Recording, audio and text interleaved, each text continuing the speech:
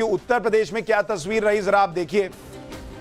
ये उत्तर प्रदेश की सारी सीटों का आपको हाल दिखा रहा हूं कि वहां पर कौन कहां आगे चल रहा है। और अभी तहसीन पूनावाला कह रहे थे कि जो एससी कम्युनिटी का वोट है वो शिफ्ट हो गया है बीएसपी का जो इंडी अलायंस को। मुझे ऐसा नहीं दिख रहा है तहसीन, और वजह यह है कि जितनी एससी के लिए रिजर्व सीटें हैं उनमें से ज्यादातर पर बीजेपी पिछली बार आगे चल रही थी। अभी देखते हैं क्या है।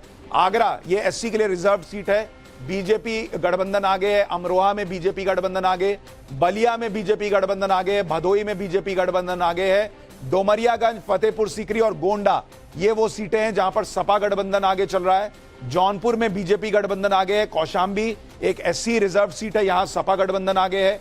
महाराजगंज में बीजेपी आगे है, मोहनलालगंज में सपा गठबंधन, प्रतापगढ़, संभल और उन्नाव में बीजेपी आगे चल रही है।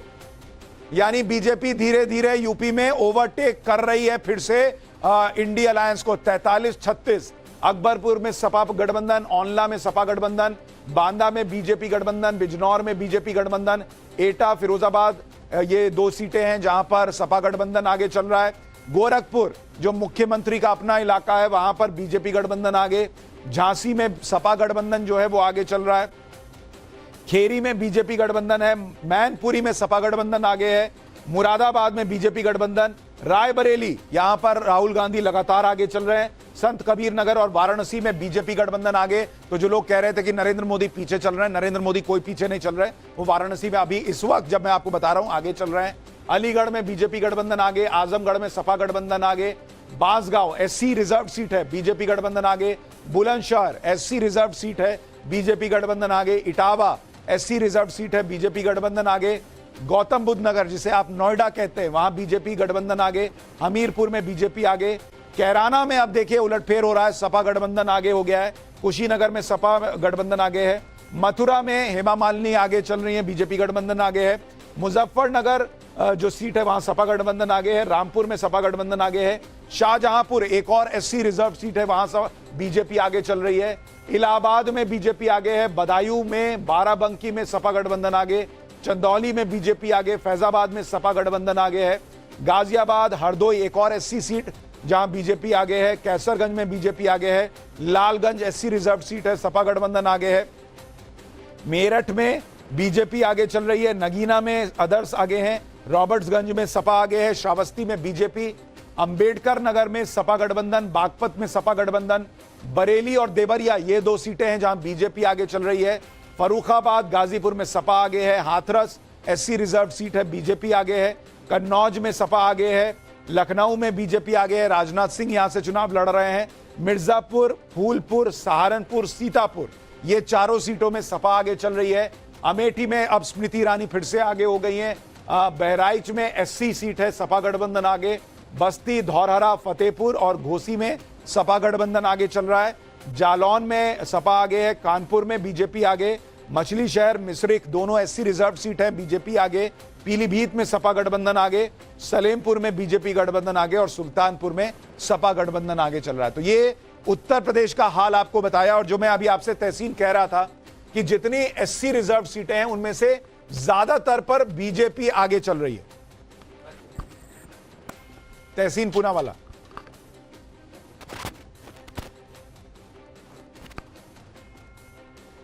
तहसीन अभी नहीं है। तो ये अभी यूपी का हाल आपको बताया। वाराणसी सीट पर प्रधानमंत्री नरेंद्र मोदी लगातार आगे चल रहे हैं। यह इलेक्शन कमीशन की वेबसाइट पर भी है कि प्रधानमंत्री मोदी लगातार आगे चल रहे हैं। 305 सीटों पर एनडीए आगे चल रहा है। इंडी अलायंस 210 सीटों पर आगे चल रहा है और प्रधानमंत्री नरेंद्र मोदी वाराणसी में आगे चलते हुए दिख रहे हैं। ये इस वक्त की तस्वीर है। छत्तीसगढ़ में आप देखिए बीजेपी 9 सीटों पर आगे है, कांग्रेस 2, तमिलनाडु में 33, 1 और 5 का आंकड़ा है। यह तस्वीर दिख रही है और वाराणसी में नरेंद्र मोदी के आगे चलने की खबरें लगातार आ रही हैं। महाराष्ट्र की 27 सीटों पर अब इंडी अलायंस आगे है और बंगाल में लगातार आगे पीछे हो रहा है। बीजेपी 20, टीएमसी 21 और कांग्रेस गठबंधन 1।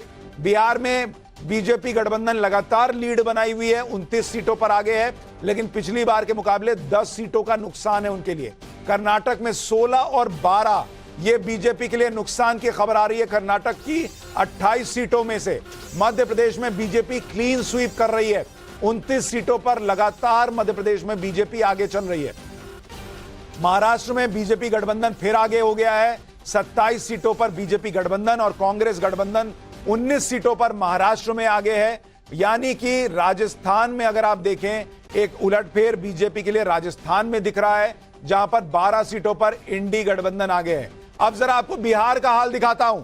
यूपी की एक एक सीट बताइए, आपको बिहार की एक एक सीट बताता हूं, जहां पर 40 लोकसभा सीटें हैं और यहां पर बिहार की सीटें डालिए। बिहार में क्या तस्वीर है, एक एक सीट पर आपको हाल दिखाता हूं।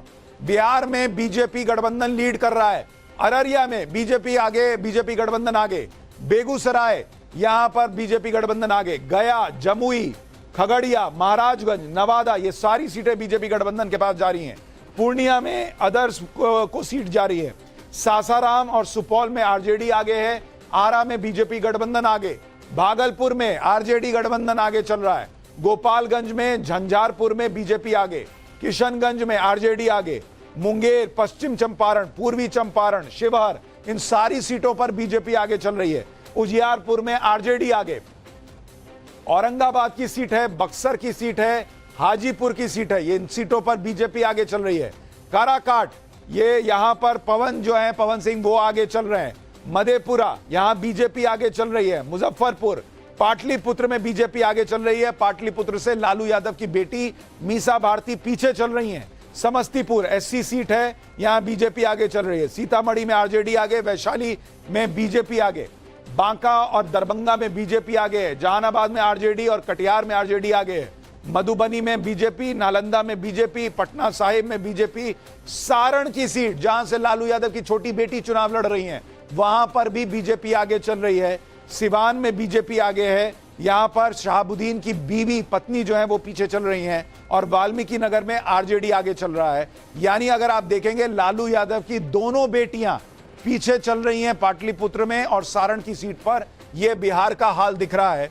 और ऐसे में अगर लालू यादव की बेटियां पीछे चल रही हैं, तो आरजेडी का फाइनल आंकड़ा कहां रुकेगा, यह सवाल खड़ा होगा।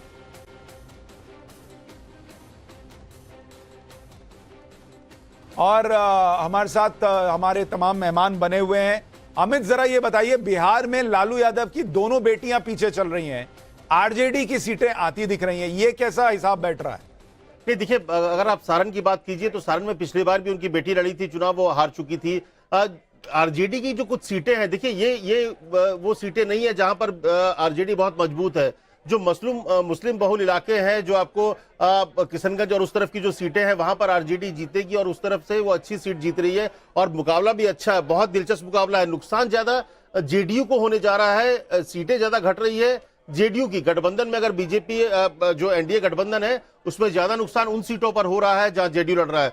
तो निश्चित तौर पर ये थोड़ा चौंकाता है अपने आप में कि लालू की दोनों बेटियां पिछड़ रही हैं, वहां पर आरजेडी अच्छा कर रही है। लेकिन ये दो सीटें वैसी नहीं है, जैसे मैं पहले ही बताया, क्योंकि जो यादव और मुस्लिम बहुल जो ज्यादा इलाके हैं, वहां पर उनकी बढ़त ज्यादा दिखेगी। और इसीलिए शायद ये दो सीटें जो है फिलहाल मैं कहूंगा, क्योंकि अभी रुझानों का दौर है, ये दोनों में पीछे नजर आ रही है लालू यादव की दोनों बेटियां। देखिए, अभी बिहार में बीजेपी गठबंधन को बढ़त है, लेकिन हम बार बार कह रहे हैं कि कई चीजों में अभी बदलाव देखने को मिल सकता है।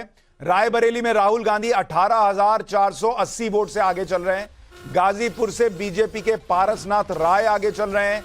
डिंपल यादव 29,162 वोट से आगे चल रही हैं, यह बड़ी खबर आ रही है। नोएडा में महेश शर्मा 74,836 वोट से आगे चल रहे हैं। हमीरपुर में अनुराग ठाकुर लगातार आगे चल रहे हैं। केरल में बीजेपी का खाता खुलने का आसार दिख रहा है। त्रिशूर में सुरेश गोपी 15,000 वोट से आगे चल रहे हैं। और आपको याद होगा, हमने अपने एग्जिट पोल में आपको बताया था कि यही जो है सीट त्रिशूर की बीजेपी जीत सकती है। अमित शाह 2.5 लाख वोट से गांधीनगर की सीट से आगे चल रहे हैं, यह बड़ी खबर। अमित शाह गांधीनगर में 2.5 लाख वोट से आगे चल रहे हैं। उत्तर प्रदेश में बीजेपी गठबंधन 41, सपा गठबंधन 38, यानी यूपी की लड़ाई बहुत दिलचस्प दिख रही है। बंगाल में अब टीएमसी आगे हो गई है। और राजस्थान की एक बार सीटें आपको दिखाता हूं, क्योंकि राजस्थान एक और ऐसा राज्य बीजेपी का जहां पर उलटफेर होता दिख रहा है। और अजमेर, ये आपको राजस्थान का सीट वाला हिसाब दिखा रहा हूं। अजमेर में बीजेपी आगे, भरतपुर, चूरू, जयपुर ग्रामीण कांग्रेस आगे चल रही है। जोधपुर में बीजेपी, पाली में बीजेपी, उदयपुर में बीजेपी आगे, अलवर, भीलवाड़ा में बीजेपी आगे, दौसा की सीट पे कांग्रेस गठबंधन आगे है, जालौर में बीजेपी आगे, करौली धौलपुर एससी सीट कांग्रेस आगे, राजसमंद में बीजेपी आगे, बांसवाड़ा में कांग्रेस आगे चल रही है, बीकानेर में बीजेपी आगे, गंगानगर में कांग्रेस आगे, झालावाड़ में, कोटा में बीजेपी आगे चल रही है, सीकर में कांग्रेस आगे, बाड़मेर में कांग्रेस गठबंधन आगे, चित्तौड़गढ़ और जयपुर में बीजेपी आगे, झुंझुनू और नौगांव में कांग्रेस आगे और टोंक सवाई माधोपुर में बीजेपी आगे चल रही है। लेकिन राजस्थान में अगर आप देखिएगा, जो एससी के लिए रिजर्व सीटें हैं वहां कांग्रेस बेहतर करती दिख रही है।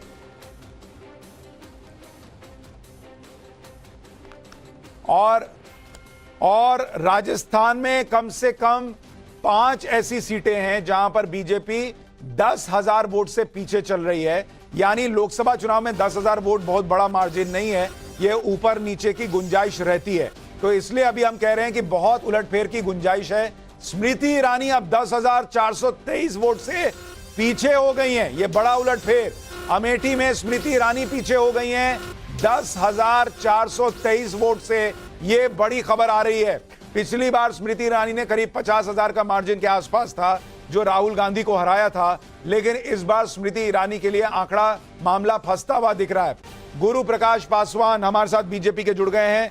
गुरु प्रकाश जी, ये अभी हालांकि रुझान ही है, लेकिन थोड़ा सा बीजेपी के लिए मामला फंसता दिख रहा है। एनडीए तो 297 पर है, लेकिन बीजेपी यूपी जैसा राज्य, राजस्थान जैसा राज्य जहां पर पीछे दिख रही है।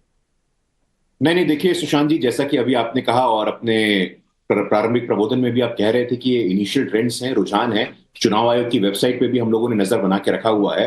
उड़ीसा, बंगाल, दक्षिण भारत, ये 3 क्षेत्र हैं जहां निश्चित रूप से भारतीय जनता पार्टी को एक बढ़त हासिल होती दिख रही है।